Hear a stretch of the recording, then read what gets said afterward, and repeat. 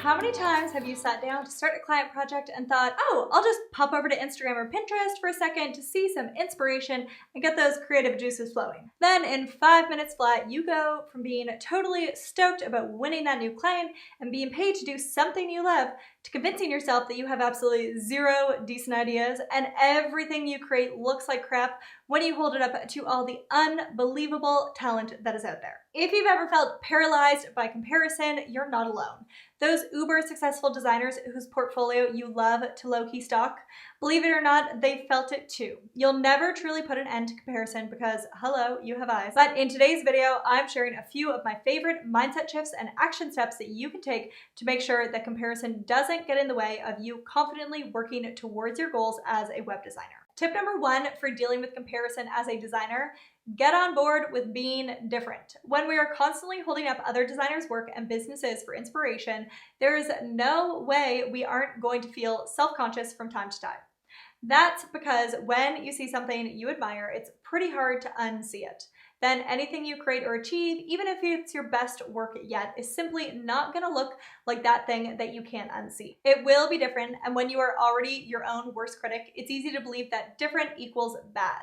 But I promise you, when it comes to attracting the people that you want to work with as a designer, different equals good. In fact, different is literally everything. Different is what is going to get you picked from a sea of other equally talented, hardworking, and let's face it, hungry designers. Different is what's going to make someone read the first sentence of your about page and think, oh my gosh, you are my spirit animal, please take my money. So next time you are tempted to compare yourself or your business with another web designer, let's take some time to focus on what makes you different and lean hard into that. Make a physical list if you have to. Are you weird? Good. Be the weirdest web designer you can be. Because right now, there are thousands of other business owners out there wishing they could finally find someone who actually gets their weirdness. Are you known for being the most overdramatic, extra character out there? Own it, infuse it into everything you do in your business, and suddenly you become the super obvious option for all those extra, in a good way, clients. Trying to be someone else will make it extremely hard to consistently attract clients because people tend to naturally vibe with people who look and sound just like them. So if every single day you have to show up to your business as someone else, you're gonna run out of steam and ideas pretty quickly. Not to mention, your potential clients will instantly pick up on any inconsistencies between your online brand and your actual in real life personality the second that you hop on a consultation call. Now, nothing will stall your growth and confuse your potential clients faster than trying to become a mashup of other website designers.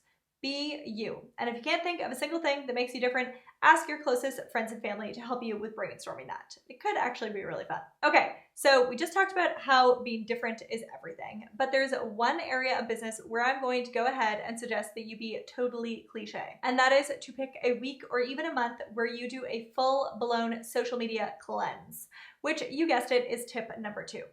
So a little while back, I logged into my Instagram account and I unfollowed literally everybody. My family, my friends, the businesses I follow, literally the whole internet, gone. Not because I don't care about these people, but because I know that I'm more productive and make more effective and intentional decisions in seasons where I'm not looking to the left and to the right. I'm not saying I won't ever hop back on and cheer on my friends or support my favorite creators through a like or comment or follow, but sometimes your business calls for a season of zero distraction. Now, you don't have to go deleting the app, though I have actually done that before too, and it's amazing, but temporarily unfollowing all of the accounts that you find you're most tempted to compare yourself to is a great way to show your business a little self-love. And who knows, you might not miss the extra noise once you see how well your business is thriving with this new level of focus. Okay, on to tip number 3. Learn to gather ideas and inspiration from unexpected sources. As web designers, we don't just wake up in the morning and go, well, let's see how my business is doing today, and open up Instagram to find other businesses to compare it against. Usually it's a little more subtle and sneaky than that, like comparison creeping up when we are innocently out searching for inspiration.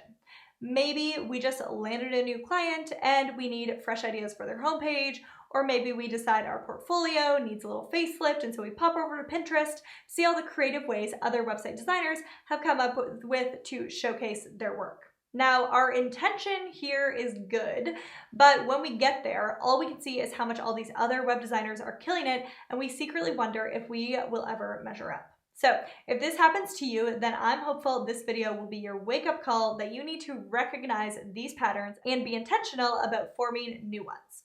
So instead of heading straight for the obvious sources of designer inspiration, aka other website designers, why not seek out alternative sources of inspiration?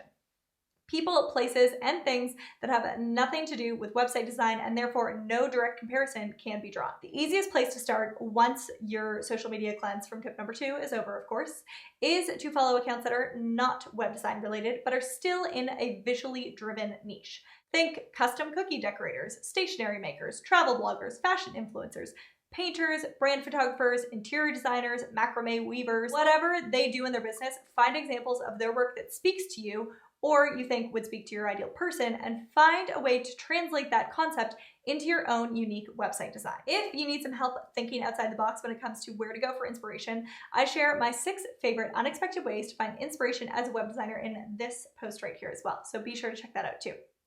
Okay, so on to possibly my favorite tip, tip number 4, which is to write down every goal or decision you make. If the goalposts are invisible and always moving, how are you ever going to know when you've scored? And if your eye is always on someone else's game, it's way more than likely that you'll be dropping the ball in your own court. Why the extra cheesy sports analogy? Because goal setting in business is no different. When you compare yourself to other designers, whether you recognize it or not, you are setting a standard in your mind of what it looks like to win. And suddenly, all of your decisions start to be informed by what's going on in someone else's business instead of in your own business. And the worst part is, you could actually be in the middle of achieving something you would have once killed for, but are too busy to notice because you're so focused on what your competitors' next move in and how you plan to keep up. So, when you see some sort of win or success in another person's business that you think you might like to have for yourself, write it down. Keep your list close and reorder it in terms of priority often so you can be honest about what is really important to you and what just happens to look fancy on a highlight reel. And when you make a decision, write down your reason for that decision so that when you are tempted to let comparison change your course, you can go back and see why that decision was right for you in the first place. It's easier to stick to your true priorities and your why for starting your business and for making the decisions you do when you've got a physical reminder or goal post to refer back to. Okay, tip number 6, try setting some goals that don't revolve around money. There are a bajillion reasons for why people choose to ditch their day job and become website designers, but in some form or another, they all seem to point to 1 or 2 main reasons for starting a business. They start their business for financial reasons, and they start it to fulfill some sort of creative outlet or passion that they have. Finances are definitely the most clear-cut way we have for measuring whether or not a business is thriving. But as designers, it's easy to get caught up in the income comparison trap just as much as the idea comparison trap. So the next time you're setting your financial goals for your business, why not also set a few that can't be assigned a monetary value or that actually don't even really revolve around you? Maybe you set a goal that focuses on things like giving back to your community or finding new ways to impact the lives of the people that you are serving.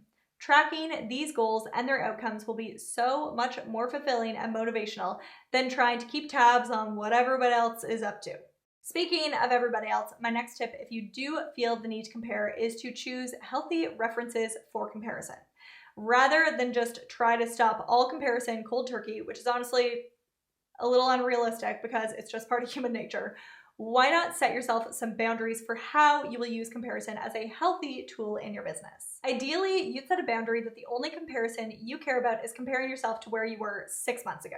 This is really the only accurate measurement of whether or not you are actually getting anywhere. Again, when you are always looking outward for signs of whether or not you're making it, the goalposts will constantly be moving. But with the right mindset, it is possible to use comparison with others for some healthy industry research. For example, when you are first getting started, you are not really going to know how to price your services without at least taking a peek at what else is out there. Or when you're deciding on a business model for your web design business, it makes sense to look at people who have been at this for more than a minute to see what's working for them.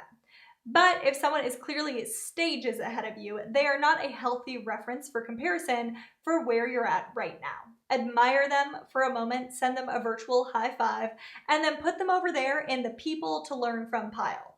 Then, if you need a reference for comparison, make it your mission to seek out people who are in the same stage as you. This gives you the opportunity to network, cheer each other on, collaborate, and even commiserate when needed, which feels a whole lot more life-giving than viewing everybody as competition. So the next time someone else's success starts to trigger feelings of self-shame or comparison, I want you to remember two things. One, their success does not diminish your chance of success. There is not some limited number of spots that are quickly being snatched up by everyone but you.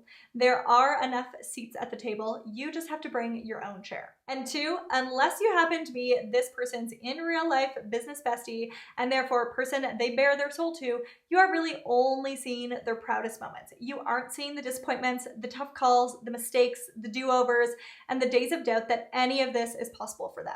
The most accomplished, talented, successful, and inspiring person you know still struggles with comparison. So cut yourself some slack, focus on the next right step for you based on where you are actually at right now, and leave the heavy task of worrying about what everyone else is up to someone else. Now, I hope you found this video helpful. If something I shared does resonate with you, be sure to let me know by hitting the like button. And remember, for the best tips and tricks on building a web design business that you genuinely love and enjoy, be sure to hit the subscribe button and also tap the bell button so you'll be notified when new content drops on the channel every single week. And if you're wondering what to watch next, I think you'll like these videos too.